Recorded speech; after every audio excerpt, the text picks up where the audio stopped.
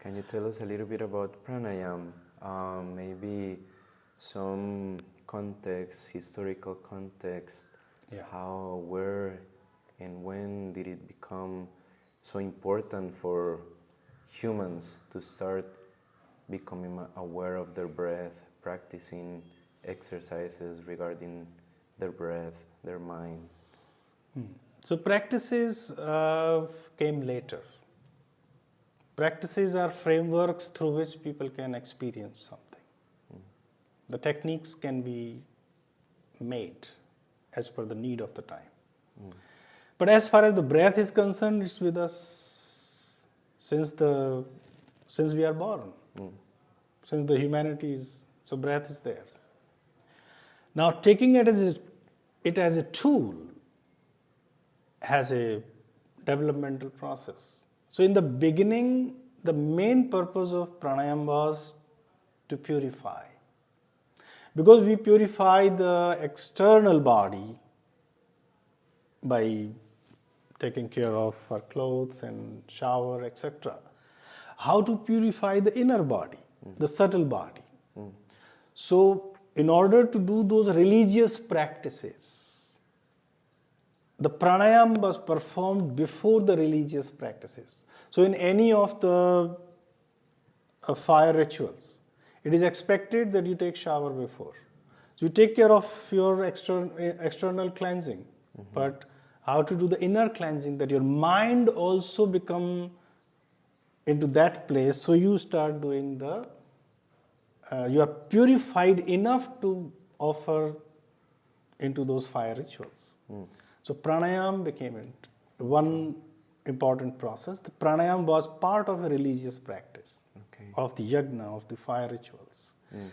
Then gradually it start to become more, people start to see, when you do this kind of breathing, it makes difference in their mental state. So by the time of Patanjali, it became independent practice because he mentioned in his 8 limbs of yoga, this is pranayama.